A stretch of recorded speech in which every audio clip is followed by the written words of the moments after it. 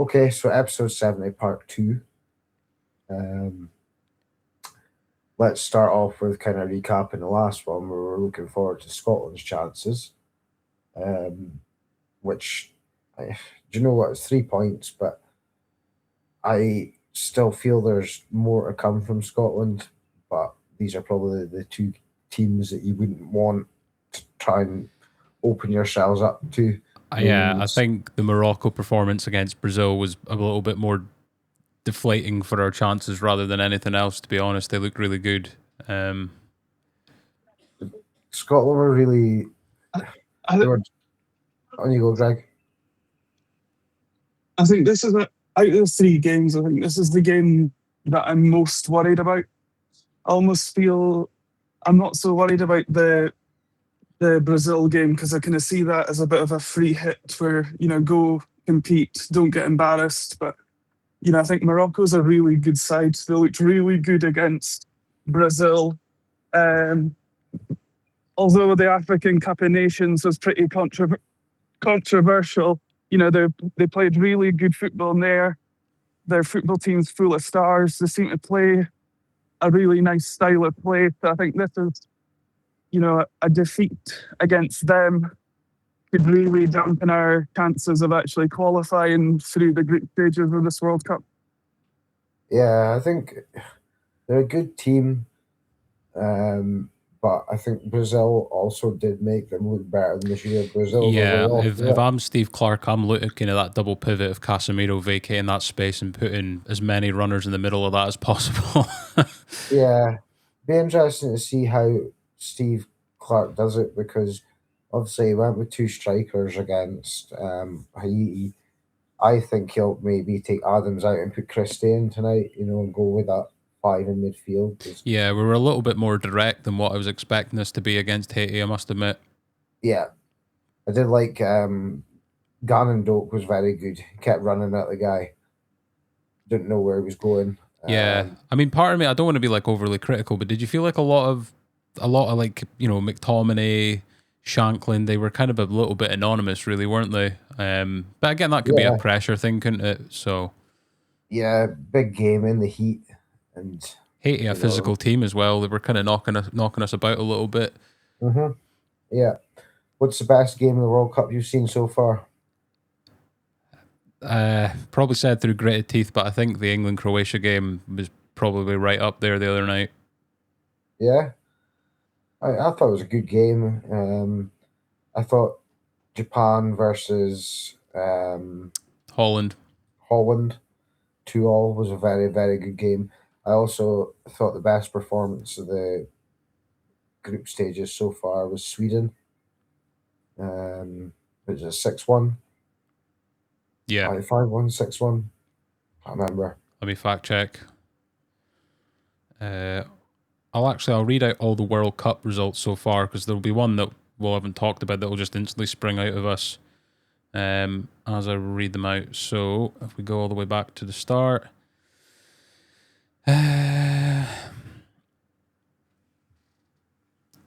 Right, so the first game of the tournament was Mexico 2-0 against South Africa. South Korea beat Czech Republic 2-1. Canada drew 1-1 with Bosnia.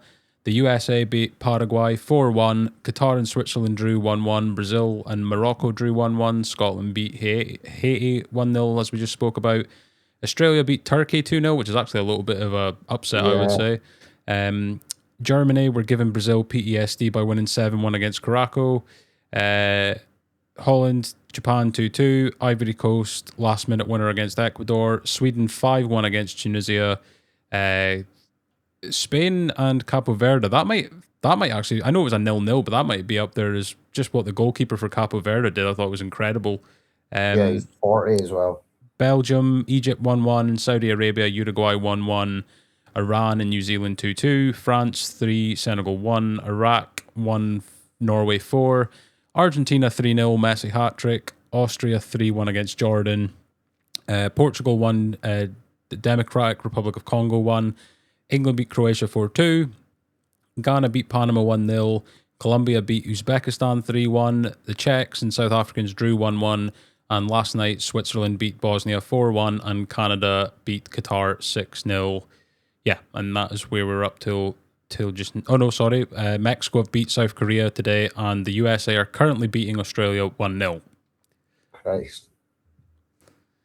Wow. It's been a bit unpredictable then. It has. Can we just also appreciate that you said in the last episode that Mbappe would not break the World Cup goal scoring record of this tournament, and he's now 2 away after the first game?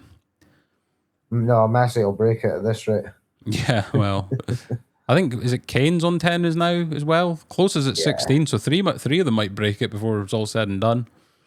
They have got an extra game compared to the people that played years ago, though. Yeah, true.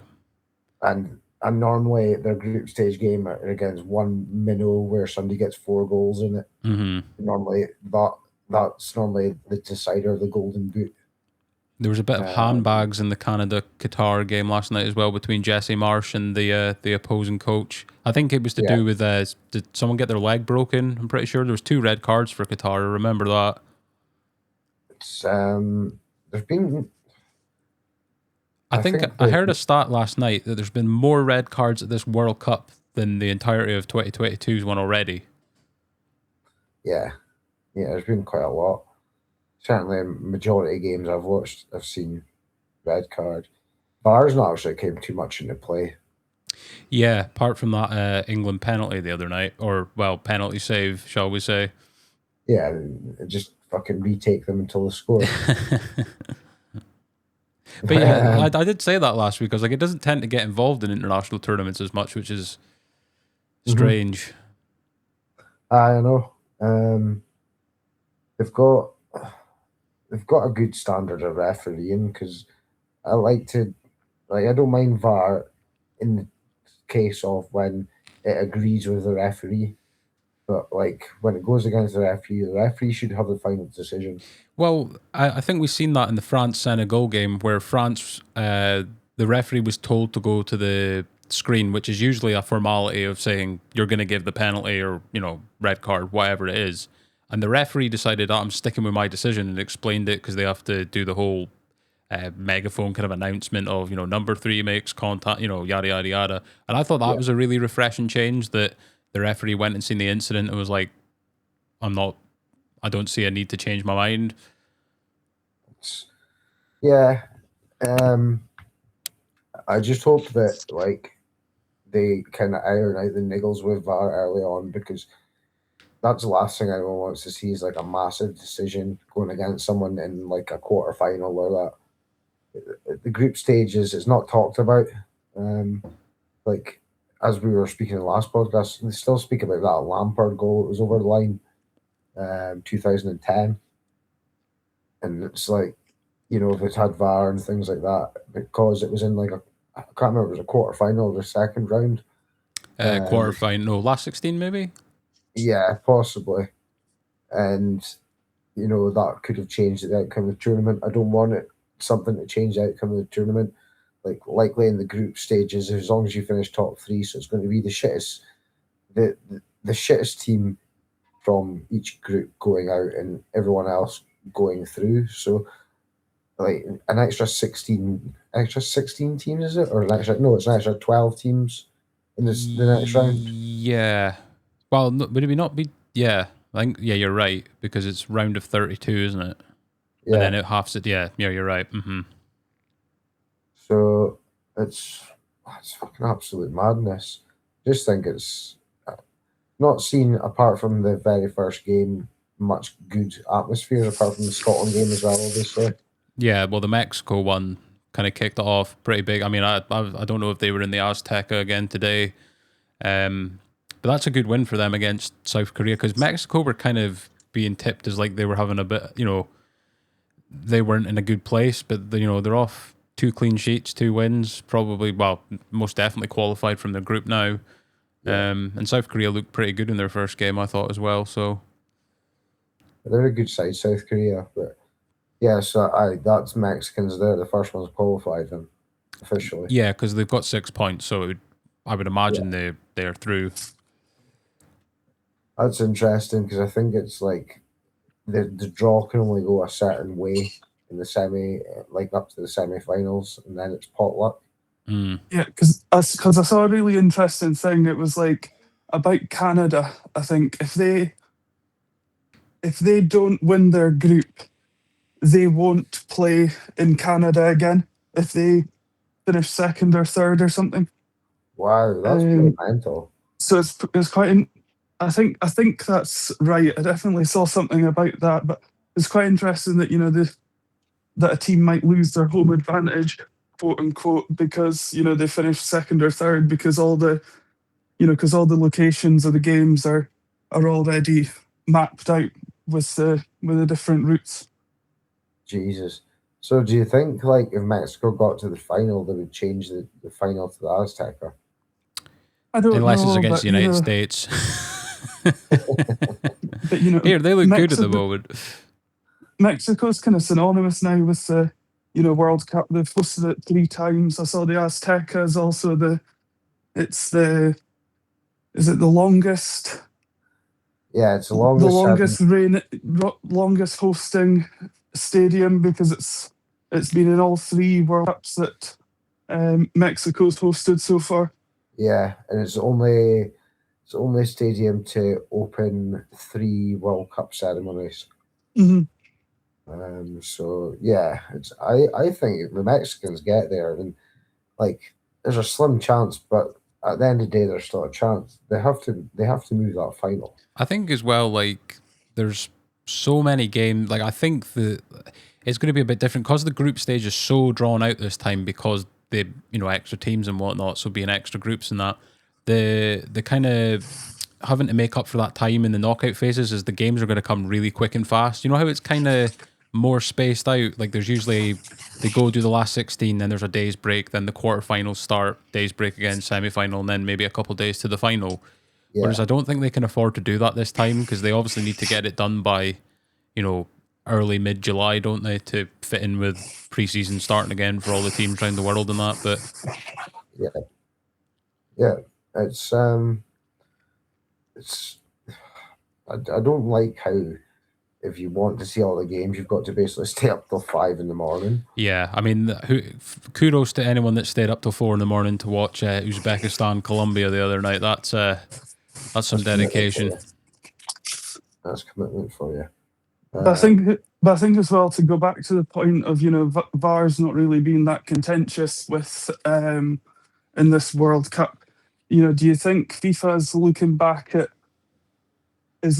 at the African Cup of Nations final and how controversial it was with last you know last minute penalties being awarded, penalties being denied. Probably a bit of that, but I think Senegal walking off the pitch and then coming Well, they back changed the on to rules win the around that, didn't penalty shootout, and I don't know. I think in an ideal world, they would like this World Cup to be as least controversial as possible, considering all the controversies on the outside of like the actual football stuff. So you're probably right. They probably have taken that into account. But to be honest, I can't even think of when VAR, because VAR's been at 3 World Cups now, right? It started in 2018, I believe. they? 2022, obviously. I can't think of one. Like, it would stick out, wouldn't it? Like, you could name a dodgy VAR decision in every football season the last 5 years, so it would definitely be there to stick out if there was one. So I don't know, but I know the African Cup of Nations definitely had a lot of controversy surrounding it with decisions and stuff. So that is interesting, but I can't think of, has there been any in the Euros or Copa America where it's got something wrong? I can't. I'm not too sure. I know that after Senegal walking off the pitch, they've changed the ruling around that now, and it's an automatic forfeit of a game if you walk off the pitch. Like, did change the rules around that. We got sent a heap of rules, and obviously, normally things get tested out at the big tournaments, the World Cups and the Euros and that, and then they filter down into local football and that. So if your team walks off, it's an automatic 3-0 to the other team. So Who's been the biggest disappointment and the biggest impressor so far? I think Spain, the biggest disappointment. Yeah. I would go with Portugal. Yeah. But yeah, to be fair, I it kind of played out exactly how I called it last week where I said if they play Cristiano Ronaldo, it would mess up their shape, and you know, just saying. And then on the flip side, you've got Messi at 39 banging in hat tricks. Yeah, it's true. It's true. It's impressive. But I Just would shows. probably say the But most. I think the difference between Messi and Ronaldo at his age is at their ages is the Argentinian team seem to play for Messi, whereas it almost looks from the outside that the Portuguese players would rather play without Ronaldo. You know, they don't seem to buy into the fanfare of, um, you know, of Ronaldo. You've seen Bruno Fernandes taking the free kick in front of Ronaldo as he steps up to take it. Whereas I think Argentina probably buy into Messi more than Portugal do for Ronaldo. I think Messi's probably still playing at a little bit of a higher level than Ronaldo as well, isn't he? Plus, he's still 2-3 years younger as well, isn't it? Like, I know he's not exactly young, but Father Time every year becomes like a bigger impact. I did see like a video of Ronaldo where he definitely still a physical specimen, don't get me wrong, but like definitely looked like he'd maybe lost a step or two from where you would associate him playing Juventus, Real Madrid, so on. But yeah, I think there's a lot more kind of, there seems to be a lot more kind of politics around Ronaldo as well, isn't there? There's like this whole big debate whether he should play for Portugal or not, where there isn't really that surrounding Messi. It's just, you know. Yeah, I think Ronaldo should have retired 3-4 years ago, personally. But then he's just over. I think it's because he's over in Saudi Arabia, chasing that, that goal records over there. It's ridiculous. So, like, I don't know how far away from it he is, but what if he gets to like 44 or 45 and he's still not hit? What if he's at the next World Cup? There's possibility. Well, we said that they weren't going to be at this one, and they're here, so... Yeah. It's mental. Like, you considered them old at the last tournament. Yeah, well, that was it. That was the whole framing of that World Cup. They had that... I can't believe it's 4 years ago, but the image of them at the chessboard, that was the 2022 one, wasn't it? Yeah. They've pretty much faced off against each other at every World Cup since, like, they both started out. So it's mental. There's no comparison. I was speaking to my dad about that tonight. There's absolutely no comparison. The thing is, Ronaldo, when he was at the peak of his powers, was probably as good as Messi, but Messi's longevity just overtook it by a mile. Plus, they're different kinds of players. Ronaldo at 29 is like big and pacey and running at players, whereas Messi has never used pace. He's quite quick, but his feet are quicker, and he uses that and the ability to find space to create havoc in games, whereas Ronaldo's very direct, run at you, take a shot, try and skin you, go around you one way. And you can't do that when you're 42, 43 as well. Plus, that Argentine team has got so many like industrious players around them that are just willing to like run and run and run and run, which kind of like, suits Messi, doesn't it? Like kind of being that kind of middle outlet where everyone kind of works around him, the likes of Julian Alvarez, Enzo Fernandez, McAllister, so on, He's I've noticed with Messi's goals as well, like everything used to be in the box when he was slightly younger. He'd just get the ball as close as he could, just a little dink over the goalie or that. But as he's getting older, he's hitting a lot more from outside the box and things. He never used to do that at all. Yeah, well, that's again, it's probably just 20-year-old Messi and 39-year-old Messi. There's got to be differences. They can still both be good, can't they? But got to adapt your game, ain't you? It's mental how he can probably like still adapt his game at that age, because he's probably not got the stamina in his legs to skin 3 or 4 players. I think he's always kind of been, I don't mean this in a negative way, but he's always had like the kind of physical attributes stacked against him, right? Like he's small, probably less stronger than maybe some defenders. He was quick, don't get me wrong, but he wasn't blisteringly fast. Do you know what I mean? He was quicker, like you said, beating people with technique rather than knocking it around someone and burning them for pace, kind of. So yeah, I suppose when you're in that, like, it's why the likes of Juan Mata's still playing, David Silva went on for, these players that have always had to play the game like that, I suppose. Mm-hmm. Yeah, it's who was the guy that was at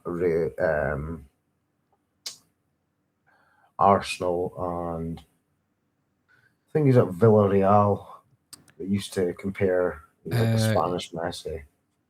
It would be Reyes. No, slightly later. Slightly later. He was like a number 10. Cazorla.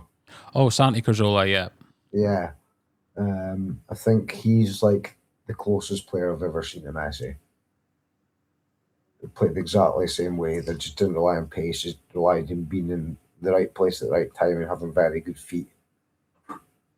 And he's still, he's still playing football nowadays. Cazorla, I think he's 44 and still playing for Real Oviedo in Spain. Wow. Fucking straight up facts there, like Jesus. I think a lot of the older Spain players go there. I think it's owned by... He might not be 44, but he's definitely 40 something. Christ almighty. That's mental. Mind you, I have seen a 45-year-old Andy Coren play for Elgin, so it was that was quite the day. You'll beat 5-0. Santi Cazorla is currently 41. 41, wow. Did you get regular game time? Yeah, 28 matches last season. That's mental. Who's oldest player in the Premier League? James Milner? No, he just retired, did he? He literally just retired at the start of this summer. Oldest Premier League player, Ryan Giggs has got to be up there before he called it quits, is he? John Burridge holds the record as the oldest player in the Premier League history, making an appearance at the age of 43. Who's the oldest just now? Hold on. Currently.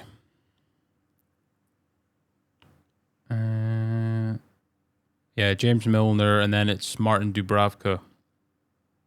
What's he, like 35? 36. So there's 5 years of difference, and it just shows like the pace and the difference in the football between the Spanish game, or the way the Spaniards play, to the British game, the way the Premier League plays. Yeah. It obviously has much more wear and tear on the body. I think La Liga's pretty poor at the moment as well. If you look at it, like Barcelona have just went and won the league, and they don't really even have a defensive midfielder. Do you know what I mean? They're playing Pedri and Frankie de Jong next to each other. Mm-hmm. It's I think the Spanish league's always been a bit slowed down, but they would make up with it by having really good players, like the heyday of like Ronaldinho and that playing. And you just don't have stars like that in Spain anymore. Well, it's the Barcelona and Real Madrid ruled the roost with signing Galacticos back then, but the TV money in England's obviously changed the power dynamic there. You'd argue as well for Germans, because look how good Bayern have been in players that they've been able to get in over the last 10 years or so. Yeah, plus you've got the likes of Dortmund have won a league, Leverkusen recently, RB Leipzig have finished up and about there now and again. What would you consider the top 5 leagues in Europe in terms of like attractiveness, pool, could generally consider the top 5 leagues? Well, obviously the English Premier League's got to be in there, and it has been in there consistently. Then I would put the Bundesliga second. Yep. I would then... It sounds kind of mental, but I think I might actually put the French league simply just because of PSG at third at the moment. Okay. La Liga, and then Serie A. Yeah, pretty much the same. I think I would maybe put, right now, I think I'd almost put Serie A before La Liga. Yeah. It's mental to think that like the people consider Mbappe the best player in the world, and he's at Real Madrid and that, but he's played in one of the poorest leagues going. Yeah, well, that was what was always thrown at PSG, the Farmers League, and now they're pound for pound the best team in the world. Yeah, yeah, it's got some great players as well. Kvaratskhelia. I don't know if that's how you say his name. Kvaratskhelia. Kvaratskhelia. He's unbelievable. Absolutely phenomenal. Didn't actually appreciate it until I watched him in like the semi-finals and the final of the Champions League. He's just everything just seems so easy for him. Yeah, and I mean, look how far Georgia went at Euro 2024. They got to like the quarterfinals or something. I know they progressed in it. Yeah, it's probably a good bit down to him. I think it was Spain that knocked them out, and they obviously went and won it, didn't they? So it wasn't like they just lost to nobody. Who's Spurs have signed from Real Madrid? Is it Tchouaméni or Camavinga? It must be Camavinga. There's no way that Tchouaméni would go to Spurs, surely. Sure, Spurs have signed one, and I'm sure it's. I know that they've signed a couple players recently. They've signed Paul Van Heck, Sensei, Andy Robertson. Yeah. Let's have a look. Yeah, Camavinga's the one I'm seeing. I don't know if it's like an official thing, but I think they're after Tonali as well. I think his agent's putting in a lot of work right now to get him somewhere. Man United could benefit from him. Yeah, but I don't think they're willing to pay £100 million to Newcastle. So it's, he'd be a really good signing, but I don't think he's as good as the guy Bruno. Guimaraes, he's coming up for 30 now, though, isn't he? So that's it. Right, we're halfway into the podcast. We need to have a look ahead at Scotland, Morocco properly. In a scale of 0, absolutely no chance, to 10, we'll pump them 6-0. Where are you sitting? Probably a 4. Yeah. Greg? I don't want to be the one to just go with the crowd, but I was genuinely sitting there thinking, at the minute I'm a 50-50, but not a clear 50-50. It'd probably be 50, I think I would be a 4 out of 10 as well. Yeah, I think we've got a chance, but I'm not confident at all. It depends on what Scotland turns up as well. You know, if we turn up and play against Morocco like we played against Haiti, I think we've got probably 0 out of 10 chance of getting a result. Yeah, I agree with that. Off of them. I think if we don't play better than we did the other night, we'll get beat. Yeah. Yes, that's like Haiti, if they'd had maybe 1 or 2 star players, would have probably beat us. Yeah. I mean, I don't know what you make of, like, obviously we can't help the time in that. I don't know, did you ever sleep before watching it? I did. I did the opposite, and even though it was great to see the goal, I did feel like it kind of diluted my celebration just because I was tired. Well, I went to my bed at like 10:30 and set my alarm for, it was 1:15, and then I was really tired the next day. But yeah, no, I got up. Scotland in the World Cup, it doesn't happen very often. No, I mean, that might be the only time we see it in our life. Hopefully not, but, you know. I remember 98, so this is my second one.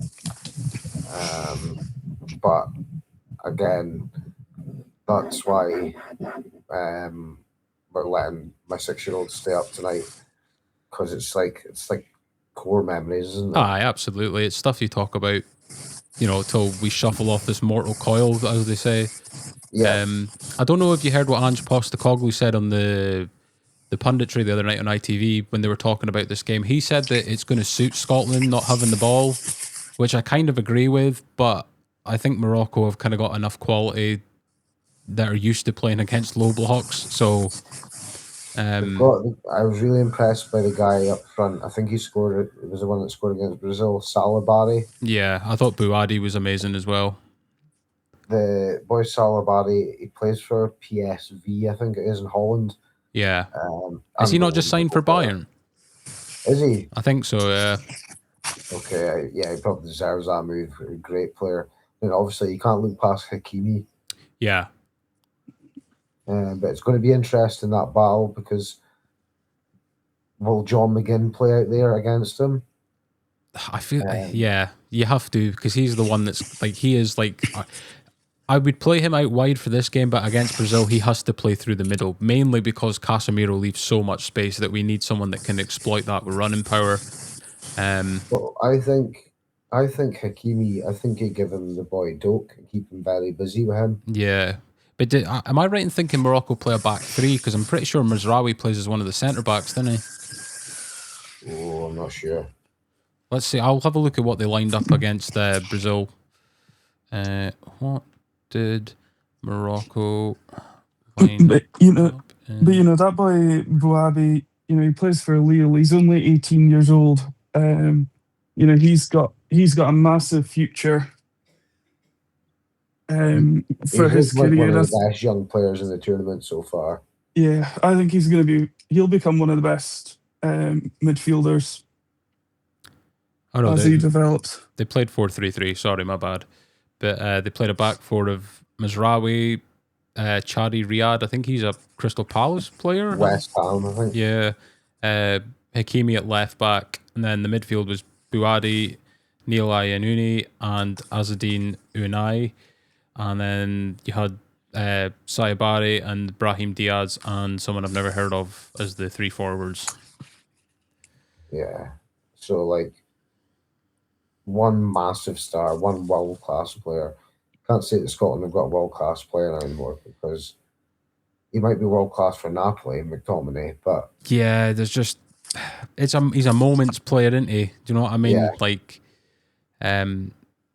even Wales had a world-class player in Gareth Bale, and look how far that took them. Do you know what I mean? Don't get me wrong, they still had decent players around him, but in the moments that got them to the semi-final of the Euros, he was at the heart of pretty much all of that, wasn't he? Yeah. So, yeah, hopefully we'll get something like that in the next 10 years. It could be that Gannon Doak guy, who knows? It was kind of meant to be Billy Gilmore, wasn't it? And that just kind of... He's injured. He got injured the eve of the Haiti game, I'm pretty sure. No, he got injured in the warm-up game against Bolivia. All right, okay. Or was it Bolivia we played? Yeah, it was it not Curaçao, because it was the game in the UK, because he never flew over with team. He arrived later because he went back to Italy, I think, for some treatment, and then flew over to meet the team. It's you'd be absolutely gutted. Imagine that, like, working for 4 years solid to try and get in that team, establish yourself, and then all of a sudden you get injured like the week before. Yeah. 2 weeks before. I think it's important as well that even if we get beat tonight, we don't get beat badly from like a goal difference perspective. Like if we go out there and get hammered 4-0, we're in trouble, you know? Yeah. Because they are kind of saying, 3 points and a goal difference of no worse than that -2. -2 should get you through, but I don't know. What do you guys think of, speaking of Billy Gilmore and him missing out, what do you guys make of Tyler Fletcher being called up as his replacement? Lennon Miller should have been there. Yeah, exactly. I agree. I think he kind of got a bit of dad bias. They're both the same age. Lennon Miller played regularly for Motherwell before moving over to, was it Udinese, was it? Yeah. And he's been, he's had game time over there. I think it's something like it's definitely over 70, league games he's played in his career, as opposed to Tyler Fletcher that's played about 12 minutes of football for Man United. Yeah, they're off the bench. They're not starts or anything like that either. No. Yeah. I think him being called up was just purely so that we could give him 5 minutes off the bench or something. Yeah, claim him for like future tournaments and stuff. and claim him from England. I wish we could have done that for Elliot Anderson. Yeah. Who knows? Maybe it'll pay off in 4 years, guys. The Scottish striker that went for Hibs to Italy, Kieran Bowie. He scored like 6 goals in 12 games in Serie A this season. Mm-hmm. So it's like, look at that. Italy is such a. I think that players are probably now seeing how good a league Italy is to go if you're from Scotland. Look at all the players that have gone, not just the big names like Scott McTominay that's currently over there, but the younger ones. Aaron Hickey went Lewis to Ferguson as well. Aaron Hickey went to, was it Bologna Yep. from Hearts, and then is now at Brentford. Lewis Ferguson's over there doing well. Josh Doig is over there still. Is it? I get them mixed up. There's two Henderson brothers. Liam Henderson's one of them. Yeah, I think Liam Henderson's played for multiple different teams, and he's, there's been shouts for him to get called up to the Scotland squad over the years. But I think he's probably not been called up because although they say that Steve Clarke goes and scouts every week, look how well Ryan Gaul does over in the MLS and how few games he's actually, played for Scotland. Plus, even looking into it, he's probably used to the conditions in that hemisphere. I know we're kind of being a bit granular at that point, but it all comes into a factor, especially if we do somehow progress. You know what I mean? The one that I would be disappointed they didn't make it, and it's probably just solely down to like fullback / wingback is our strongest area of our side in terms of depth. But I would have really loved to have seen Harry Milne get a call up just simply because he played Highland League at one point in time. Do you know what I mean? Yeah, and then Lee could have got him on here. Although I don't know what he's like in camp, and I don't know if there's a bit of controversy around him, but McBurney missing out. He was he top goal scorer of the championship? Yeah, I think he scored the winning Hull goal City. for Hull to get promoted as well, didn't he, against Borough?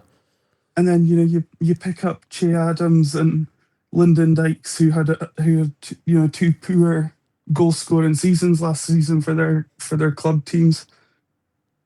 Yeah, that is something I always I can't help but hold against Clark sometimes. Is he has his favourites, doesn't he? Like Euro 2024, he played them over Shankland, and I mean I know Shankland didn't exactly light the world on fire the other night, but if you just look at how consistent he's been, like was it 20 goals a season for 4 or 5 years now? Mm-hmm. Yeah. But I think it was it Rachel Corsie, I think it was, in the build up to the Haiti game. I think she spoke, she was asked about, I think, Steve Clarke, picking his favourites and, the players that he trusts. And she kind of likened it to, they've had that many Scotland camps together. She likened it to, Scotland's like a club side now. Yeah. Whereas every other team that, maybe picks and chooses and has, rotates their players in and out for national call-ups, we don't really do that. So, our play, they get such a short period of time in normal national breaks to get together to, go from their club football to how the international style of play is. Maybe that's to Scotland's advantage that he, picks his favourites because they have that long-standing relationship of being called up time and time again with each other. Yeah, there is that too. I think you need to have obviously a team that's gelled and know each other. Like look how well it worked for Southgate. And like as much as we didn't like it, that England team got further than any other England team previously. Like World Cup semi-finals, a Euros final, and it's because he kept picking players who maybe weren't in great form for their club, but certainly for their country, they were good. But I think you'll know yourself, Lee, there's players that just turn up for, different games, different events, different moments that, that they probably can trust, that they've maybe not been in such good form, but, that they know that in this game, in this situation, he can trust them to turn up in, that specific game. Yeah. I've been through it, yeah. I've got 25 names to choose from every week, or 23 names sometimes.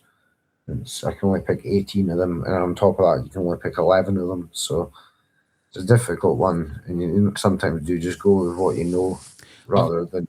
I've got to say though, I thought defensively we looked really good. Angus Gunn, I was kind of questioning whether we should have him in net to start just after how the Euros last time went for him. I thought he had a good game. I thought Grant Hanley and the guy who was playing right centre back next to him, Henry. I thought they were brilliant. Yeah. So I would quite safely kind of keep that trio in line. I think we more or less, barring one or two kind of tweaks, I think it's good to kind of keep the same side, especially early doors. I think so. Be interesting to see if it goes with that same lineup again tonight, though, because I don't think Haiti were meant to be that quick up front, whereas we know Morocco are really quick up front. Yeah. So we will still stick with Grant Hanley. Grant Hanley must be on about 250 caps by now. Yeah, nothing screams 2012 more, I don't think. No, I think he was even playing before that. It's unbelievable. It's weird. Positions Scotland have never really had pinned down for about. No, it's always been years. like the most random of pairings, isn't it? Like Christoph Berra was in there for years. You had Gary Caldwell back in the day. Stephen McManus. Yeah, McManus. Then David you had Weir probably guys- at one point as well. Russell Martin. Russell.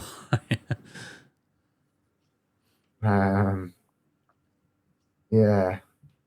Will we go quick? Will we do 5 minutes before we go on about latest Scottish football? Yeah.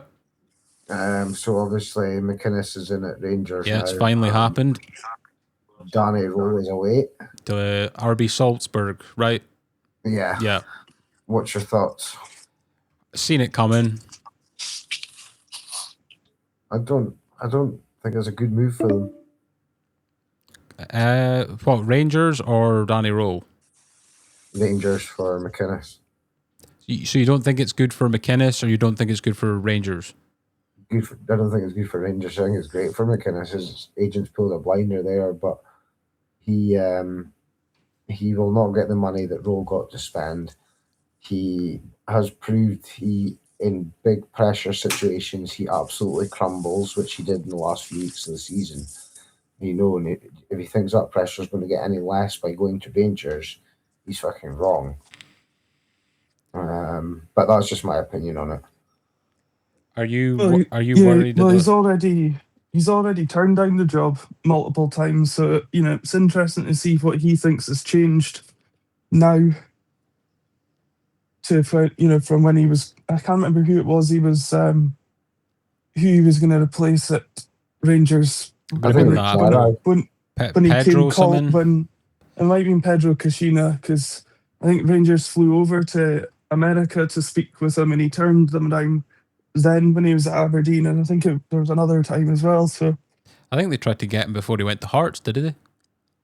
Quite possibly. I mean, his stock's never been higher, is it? Like, everyone always seen him as a pretty solid manager in the league, but considering he's taken a team that probably should have had no right to even be in the conversation to within minutes of doing something that hasn't been done since Sir Alex Ferguson. I mean, he was going to be the outstanding candidate for them, really. Obviously, with his history of being a player there and all that but are you worried about the lack of activity at Celtic? No. Martin O'Neill's not going to just jump at the first player he sees. People they're speaking about bringing in, quite impressed with. Try to sign Troy Parrott. That's the guy that scored that viral goal for Ireland, the equaliser, yeah. Right? Mm-hmm. So he's got, I think he's 60 games, 32 goals or something. AZ Alkmaar. Yeah. He's only 24, and he's got a 1-3 record for Ireland. So I think that's a great signing if he gets him in. And then I think there'll be one or two, which normally tends to happen with Celtic, based off the back of a World Cup. Like I remember us getting Izagiri after a World Cup. Normally happens, and they'll not be well-known names, but I can see him getting in an experienced Premier League midfielder, if that makes sense.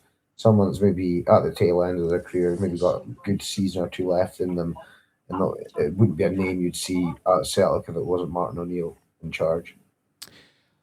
I'm going to make a bit of a controversial take that I think Hearts are still. I actually don't think this is too bad of an outcome for them. Have they appointed a manager yet? No, but No, this is but where Tony Bloom and that specialise, isn't it? Like, yeah, let's be honest, Lawrence Shankland was great for them and McInnes did very well for them, but they weren't the future of Hearts. Let's just be honest. They were always going to go down bringing 10 players in that no one had heard of from Belgium and Estonia and anywhere else they could find great data gems like Brighton and the team in Belgium that he owns as well have done. I a lot of people probably expect them to fall off. I'm not saying that they're going to do as well as they did last season, but I don't think that they'll be capitulating. I think they'll invest pretty smartly and at least still be the best of the rest outside Do of you think the. Braga will stay? Don't know. no. Look how many times Brighton's been torn apart when Tony Bloom's been in charge of them. I think Chelsea's taken two or three is it two managers, Potter and Maresca from them? Yeah. Oh no, sorry, And Maresca then- was at Leicester, was he? Yeah, sorry. Maresca was at Leicester. There's definitely been.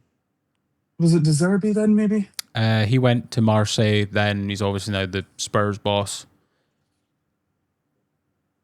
They took one manager, but they've taken about 20 players off. Yeah. Caicedo, Cucurella, who's just signed for Real Madrid. Pedro. Yeah. McAllister went to Liverpool as well, I'm pretty sure. Yeah. So yeah, like whether they do or don't, I don't know about Braga. I think they're not going to be stupid. Like they're not just going to. How much did Shanklin go for? It couldn't have been that much, could it? Don't think so. But I think it was a free transfer. Yeah. So like, what's he? 31, something like that now. So Braga's early 20s. They're not going to be dumb. Like they're going to. If they sell him, it'll be for a good fee. Yeah, you think so. I think Shanklin's going to do a Chris Boyd, and he'll go and score a lot of goals at Rangers in the league, but when it comes to like international stage and Europe and that, he'll do absolutely nothing. Well, that's who he keeps getting compared to, doesn't it? They keep saying we've not had a number 9 like this since Chris Boyd. Yeah, but Chris Boyd was good in the box, outside the box, hopeless, running hopeless, just a great finisher. Right, I'm going to ask you before we wrap up for a score prediction tonight, please. Greg? I'm going to be confident, and I think 1-0 Scotland. Okay. Ryan, what you got? I am going to go for. I'm going to go for a 1-1. Okay. I'm going to go 2-2. I think it's going to be a good game. I think there's going to be a lot of end-to-end. Probably going to have Angus Gunn having the game of his life for it to be a 2-2. Yeah, he's going to be doing a Livakovic by the end of the game. Him and that was Livakovic will be drinking vodka in a bar somewhere right after it. Right, and then one last question. I can't believe Celtic were looking at him a couple of seasons ago when we had Joe Hart. It's like, why didn't we get him? Goal of the tournament so far for you? Mine's the boy Batarina from Croatia against England.